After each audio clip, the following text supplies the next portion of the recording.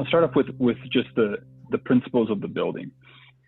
So the principles for Aster Gardens are founded upon three fundamental areas, which is people, place, and community.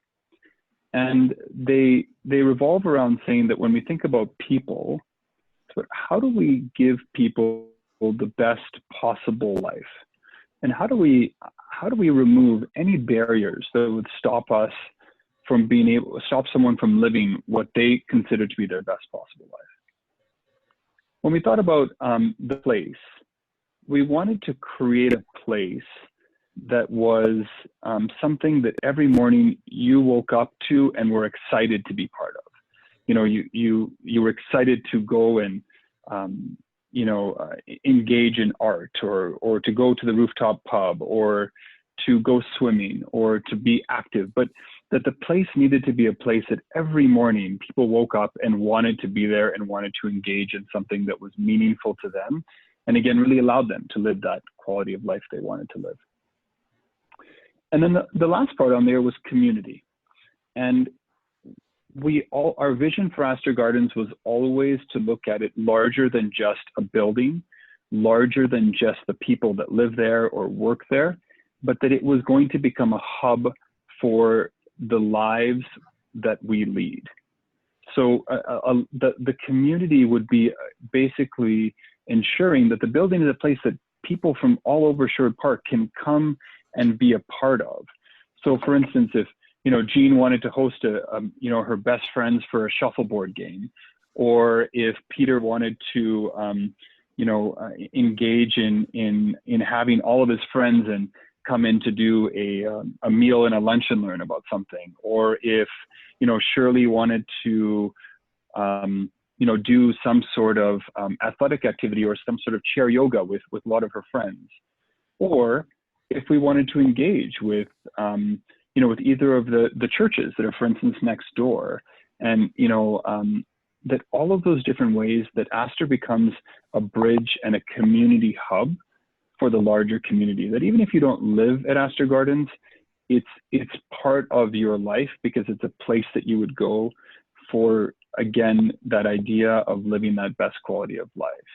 And those are the main principles that we kind of decided to design the building upon. As you walk in, we've got a bistro and a dining area right on the main floor. There's a grab-and-go bistro for people who want to grab a quick, meal. They're going, they want to do stuff, and they just need to make sure they grab something to go.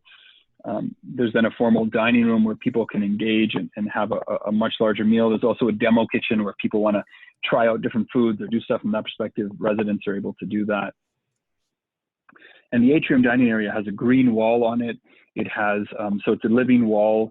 It has the ability for, movable seating that can hold up to 80 people, but can also be the place for presentations, for dances, for engaging activities. And it can also be a place where you can have your meals. We then thought a lot about this idea of what is a typical day and what's the flow of a resident and what will that look like? So we've specifically designed both bathrooms next to dining areas and activity areas, so that people don't have to run to their back to their room because they have to go to the bathroom. And in the 9 other sites that we operate, we've seen that to be always an issue with the design, is people have never designed enough bathrooms. But then we also, for instance, designed activity spaces right next to dining areas, so that again, people could be part of an activity right after after a meal and not feel like they've missed it because it's on the different side of a building, or they could be part of something right before a meal and then go right into a meal and not feel like they have to travel far or do anything from that perspective. We designed an integration with doctors' offices and in our collaboration with Synergy Wellness, so that when we think about the world as it sits today and as it sits tomorrow, a lot of the things that people are worried about from a COVID perspective are things that we actually have built into the design of the building. I'm not sure if you can see it behind me, but there's a little wedge. It's kind of like a triangle here. And the triangle is what is affectionately called a wedge. The reason we designed the wedge is because we thought a lot about how do you think about interactions amongst people? And how do you make sure that we foster the right interactions without making people feel compromised in any sort of way? And so we thought about what were the things that stopped people from engaging. So one, they had to go back to their room after a meal and it was a very far distance and they decided to just stay there. Two, they were looking for a bathroom.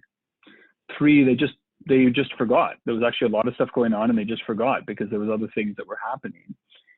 Four, that they weren't sure where their friends were, where other people were and what was happening. So we designed the Wedge in a way that says, okay, we're going to put rooms on the outside so they have maximum light and exposure, etc. And then we're going to adopt principles from best practice designs that we've seen in the past, which is like a central atrium area. And so on the second floor, you've got rooms that surround this atrium area, and they're well kind of protected and seasoned so people can't see into your door when you open it. But once you leave your door, you can come into an area that has a natural skylight. There's a skylight from the third floor that's bringing natural light right into that second floor. There's a beautiful green wall. There is a dining area. There's an area of activity and engagement that's happening, and the people can do that. There's probably three things that I've learned about food. One, the average person today does not eat healthy enough. And they think that they're fine, but we don't eat the way we should be for our bodies to be at their optimum state. Two, that people need to have choice, because if they don't, they feel like something is being taken away from them. And the choice, particularly when it comes to food, is a very, very important part of, as we all age, we don't want to lose choice, we want to gain choice. We don't want other choices to be taken away from us, and food is a way that we can maintain that choice. And the third thing is that we don't always know what we want, but we know what we don't want. So when I think about food, we said, okay, well, how are we going to make sure that all those principles are encapsulated at Aster Gardens? So one, we said, okay, we're going to design 4 completely different dining experiences. There's actually 5 completely different dining experiences for the average resident.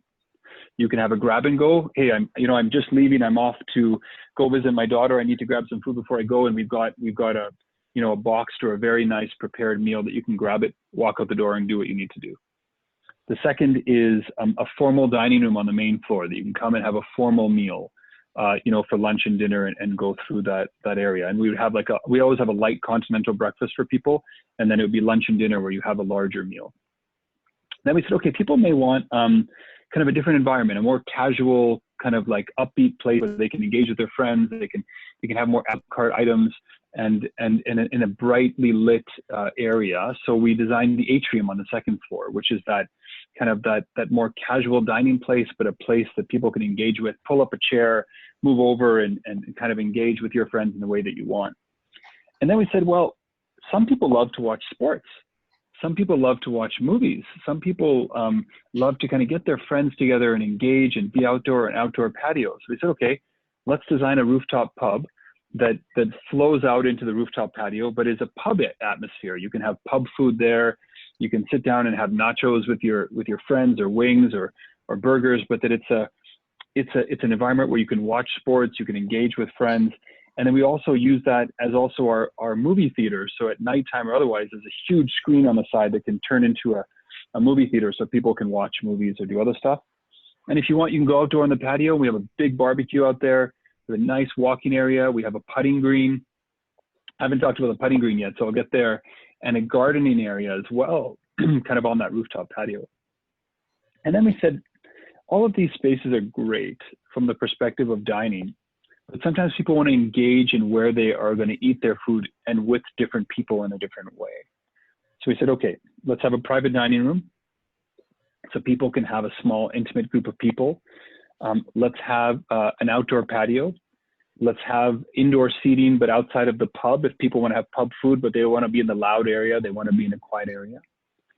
And how do we just then think about if people ever wanted to cook their own food. Now, every one of our suites has some form of areas. The studios have a microwave and a fridge, but the one bedrooms have two hot plate areas and a full fridge and a microwave, and then the two bedrooms have a full kitchen. When we think about the idea of how do we minimize physical germ spreading, again on that COVID part, we've designed contactless doors throughout. There aren't any keys that people would have, but they'd have a simple fob. Easily cleanable, easily accessible, and also from a security perspective, it gives people comfort because you're able to see who's entered or not entered a room if we needed to go back and look at that. And the whole principle is, how do you design a building that people feel safe, secure, and can live their best life? And if we get the safety and the security part there, we'll have kind of infrared thermometers and almost a camera at the entranceway so that people that come in are monitored by temperature, and we're able to screen that ahead of time and get a very clear sense very quickly if there's something of concern that we're worried about. So once we get past that point of the safety and security part, we get back into this idea of like, how do we live the best quality of life, right?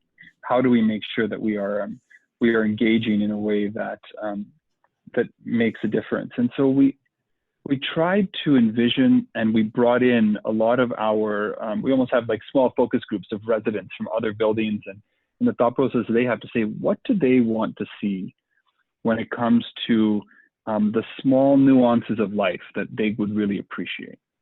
So, for instance, one of the things that we thought about was, how are we going to approach lighting? How are we going to make sure that lighting throughout the building is something that is conducive to people's eyesight, but is also safety oriented, so people don't trip because there's dark spots on areas they may otherwise trip? How did we think about dimming switches in rooms so that, when people come into their room and they turn on their lights, it doesn't have to be really bright at 7 o'clock at night, but they've actually had a dimming switch to be able to think about that? How did we think about, the flow of, or even, for instance, we thought about the height of the electrical outlets. Because they're like, well, it's really hard for someone that may have some mobility issues to be able to bend down all the way to the bottom to plug in stuff. So let's raise the electrical outlets so people aren't bending down that hard, so that, if you're next to your couch, you can lean over and you could plug or unplug something. You're not reaching behind the couch and trying to find something. And then on the bottom left-hand side, you'll see this little circle. And this is because we wanted to be intentional designing the building in a way that if people wanted an additional air conditioner, we've got air conditioners that, how sometimes you have those window things to put in for an air conditioner. Well, this is a pre-built slot that you can basically plug an air conditioner into, so you can cool your suite, and we have them available for our residents if they would like them. But we didn't want to complicate the overall design of the building. And from a COVID perspective, as well as from an overall infection prevention perspective, we didn't want air to go between suites and the rest of other suites. So we designed the heating system to be not forced air, but radiant panel. And then we have an air circulation system that's independent to every suite, and it brings in fresh air from the outside, and it goes through the fan system that's there for your, for your oven and for your bathroom. But it's also that there's fresh air that comes in the suite just from outside, and then you have the air conditioning part. So we wanted to think through that. And when we designed that, admittedly, COVID didn't exist, but we did think about just best practices in infection and prevention, and saying, how do we design it in a way that is relevant and helpful for people living here.